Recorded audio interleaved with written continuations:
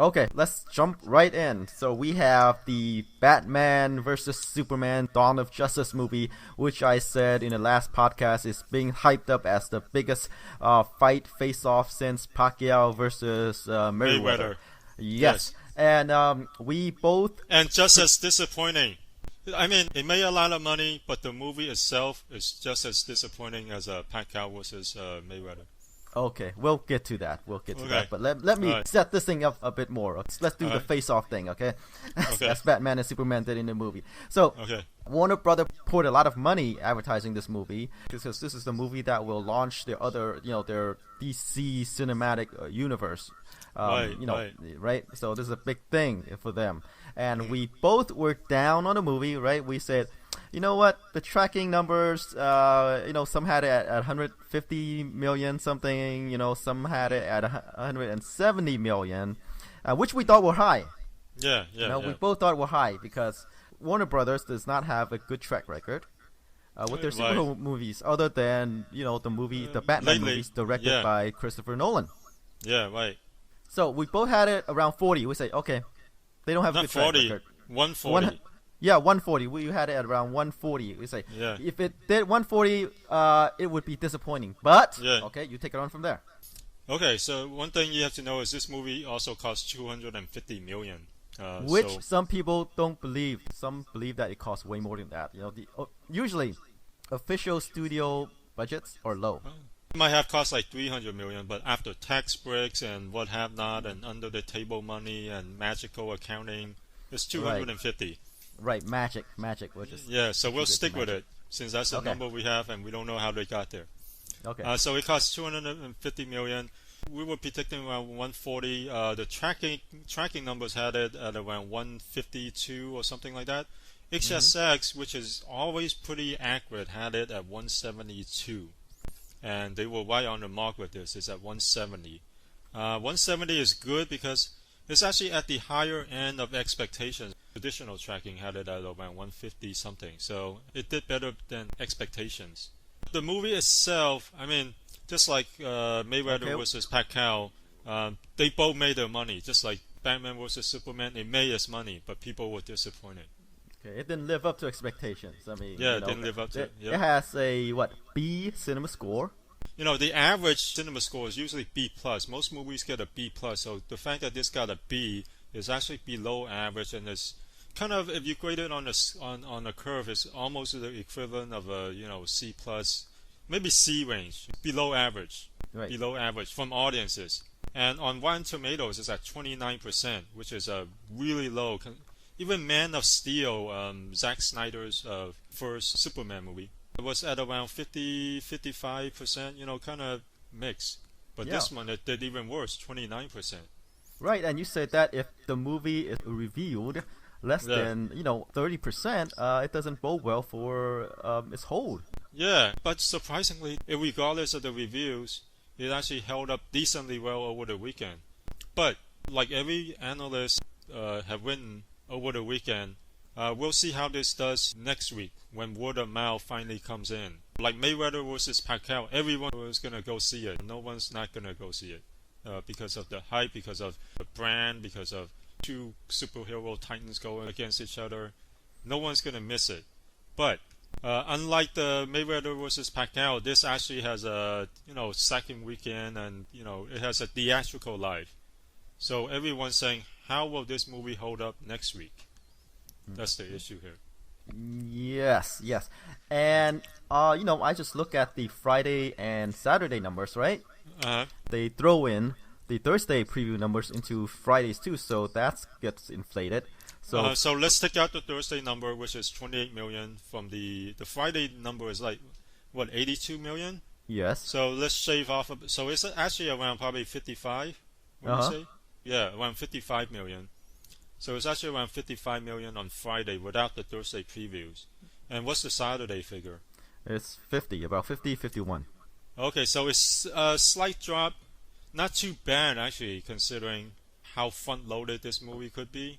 Usually the Friday figure Which is is what about... people were saying, Yeah. which is what people were thinking, say, I mean, I read that people was like, "Oh, this has got to be one of the most front-loaded movies ever," because they have their own agendas, right? They have own opinions of Zack Snyder's movies, and they say, "Oh, this movie's gonna open huge, but it's gonna drop huge."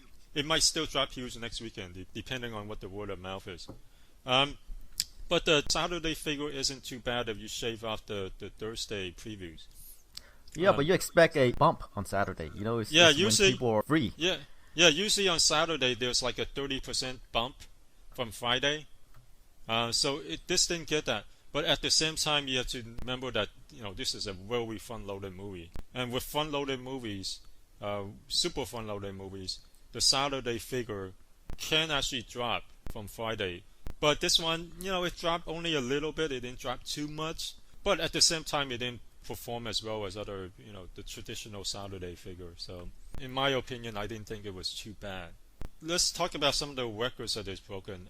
170 million is like the biggest opening of all time pre-summer. Like the biggest opening of all time in the month of March. What other records were broken? The March record, the largest domestic opening for Warner Brothers. Okay. It seems like some personal best for Warner Brothers. Right. So I saw the movie over the weekend. A lot of shows on Friday. Shows were just sold out. I wanted to see it on Friday, but most of the shows were sold out. So I ended up watching it on Saturday, and there were still huge lines. I had to go there an hour before, ahead of time, to just buy tickets. I should have used Fandango, but whatever. Or movie tickets. But, it's still pretty packed over the weekend. I thought the movie was I didn't think it was great, but I thought it was just good enough. It's one of those 2.5 out of 4-star movies where it's not good, but it's better than okay. So I felt like it was just good enough. Like, not so bad that, not Batman and Robin bad, that bad word of mouth will just crush it in the next weekend. I think if you ask most people, they're just gonna go, it's alright. Which is, I guess, for a movie that kind of leads into the cinematic universe. Yeah. That leads into the universe. I'm not sure. I mean, like we said, Warner Brothers can fail a couple times. So I'm not sure. I mean, I think it's great if Batman versus Superman knocked it out of the ballpark. But from what you said, I mean, not good and not bad is an okay position to be in. That depends on the next movie, though. See, the thing is, they punted the responsibility to the next movie. Yeah, right. Here's what I like about it. This time, the look and feel, the darkness, does work for this movie, mainly because the focus was on Batman rather than Superman.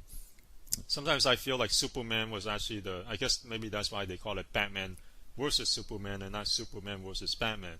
It seems like Batman was the center of the story. Superman was more like, Robin. Right. Well, Superman already had his movie in Man of Steel. Yeah, this one is kind of like the story continues from Batman's perspective. Right. And, I like Wonder Woman, but the thing is, her story felt just like it was just tacked on. You don't know why she was there, how she got there, and what she was doing there. Well, kinda, but not really. So her character was just kind of tacked on, just threw in there, and she had a great fight scene at the end. And Batman, the Batmobile was good. There were some chase scenes involving Batman that was pretty good. I think the main thing, like a lot of the reviews said, is that the motivation for Batman to fight Superman is just awful. It's like a Jackie Chan movie. Well, Jackie Chan movies have better motivations for him to fight the other guy. It's one of these like almost damsel in distress things, I'm gonna kidnap your mother, you better, well, I don't want to ruin it. Yeah, the motivation for each of them to fight each other isn't that great. You didn't feel that anger that each of them has towards each other. Yeah, the general sentiment I get is that, Batman is kind of less than the sum of its parts. I mean, there are some good spots, but as a whole, as a whole movie, it doesn't hold up as well. Like you said, the motivation for the two guys to face off is not as great. And the other characters, some of the Justice League member, they just like show up out of nowhere, and they just like, oh yeah, we're here. Look for us in the other movies. Yeah, sort of. I think that's the thing with Zack Snyder is, even in Man of Steel, where he would throw in these things like with in Man of Steel, Pa Kent, I guess Clark Kent's father. Okay, spoiler alert if you haven't already seen it. He dies, but his death is so trivial. It's one of those things where he just goes in, "Don't save me, just let me die." Superman would have just, if he could have saved him, he would have saved him. It's such a weak, motivation. Like, just let me die, and just to draw an emotion from the crowd. I read what people are saying about the movie, and they say that Zack Snyder's take on Superman and Batman is completely wrong. I mean, it goes against the character of these two people. Their moral compass. It's like Superman don't kill people. Like Batman don't kill people, but they do. In Zack Snyder's universe, they are these guys. They at least in his attempt to humanize them, it goes against what people know about these characters and what make them, Batman and Superman. Is that they don't kill people. I'm not sure. That's what fans are saying. Okay. Yeah. For Superman though, but I can see Batman killing someone. He is, the Dark Knight. He does have a lot of anger in him, and when anger takes over. But Superman is Superman is different. Fans. Yeah. Right, but according to fans, Batman also doesn't kill people. I mean, he might beat them up, but he doesn't kill. But here's one thing though. I do like the premise of, hey, you know what? With these two guys, Superman and his fellow aliens from Krypton, during the main big finale at the end of Man of Steel, that, hey, during the big fight when buildings everywhere were collapsing and breaking apart, a lot of people got killed during the process. That's kind of an interesting take on this, because you see a lot of superhero movies, you see a lot of action movies where there's mass mayhem, mass destruction, but they never show people getting the side effects of that, which is, a lot of people got killed during the process of these two superhumans fighting, and, with buildings and cars and everything getting, being thrown like toys from them. There's probably a lot of collateral damage, and most movies don't address it. And I thought it was interesting that Zack Snyder's movies actually included it as an issue, throwing a realist element to these fights. And then the other thing that I thought was interesting is a lot of people said Batman is a really good, in the comics, Batman is a really good preparer and a strategist. And so in a lot of his fights, he'll do like these massive, huge strategies, and he'll plan everything up meticulously that would allow him to beat his opponents. And in some of the comic books, during their fight, Batman does plan meticulously his fight against Superman, and the few times that he's won was because of these planning. And I thought it would have been more interesting in this movie if they show some of that, because instead of like just using kryptonite, right, it would have been more interesting to see him plan all these traps and things that eventually Superman falls into. That shows why Batman has a chance, other than just throwing kryptonite on him. That would have made the fights more interesting. But in the end, it was really just he throws kryptonite on him, and then he got weaker, and then they fight like two normal human beings, which is they punch each other in the face.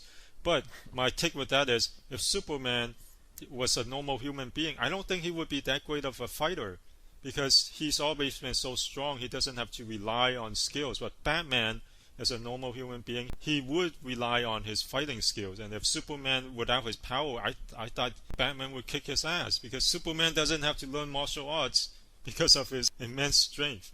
But if you take that away, Batman should have kicked his ass, because Batman knows martial arts. He's skilled in just fighting with no superpowers. Instead of just two guys slugging at each other, and took the approach like in the comic books, which is Batman always prepared meticulously for his battles with bad guys. As is, it's just two titans punching each other in the face, and that's it. Anyway, that's my take on it. But in the end, these films do look great. This time, the dark look does fit the film. But anyway, huge digression. Yeah, the good thing with Zack Snyder is that he's better visualist than storyteller. That's the knock on him. It's like, his movies always look good, has an interesting look, it's distinct. But storytelling wise, it's just not there. It doesn't empathize with some of the characters, like you say. When Pa Kent died, it does not have the emotional pull. Yeah, and a lot of times it just doesn't make sense. A lot of times it just feels like he takes these shortcuts and he doesn't think it through. I think motivation is a lot of it, kind of like Man of Steel too. Like this one, the motivation for Batman to fight Superman, he didn't think it through enough to make it seem plausible for an audience. So there's a lot of, there's a shortcut. Basically, Lex Luthor kidnaps someone and forces Superman to fight Batman. Something lame like that. Compared to Civil War, there's a huge motivation for Iron Man to fight Captain America. Anyway. Right. Getting back to the movie, right? The numbers. I guess we should expect a drop off of somewhere in 60% range the second week, and large numbers. It'll drop that much, if not more, the second week. Yeah, 60% dropout isn't too bad for this because there are a lot of movies that opened this huge, including the Hunger Games that experienced like 60% drop off. But with poor reviews, bad audience rating, box office analysts are wondering if this will drop beyond that. Like, would it go 65% or 70% next weekend? We'll see. Yeah, for this movie, I think we're going to expect a larger drop-off in the second week. It's the third and fourth weekend, which we'll see, it might not hold up as well. But we'll see. Yeah, well, the second weekend would show us, because by the third and fourth weekend, you'll either drop or you'll stabilize. But the second weekend is like the more telling one. Will we go 65 to 70%, or will we go 60%? If it's 60%, it's actually not too bad.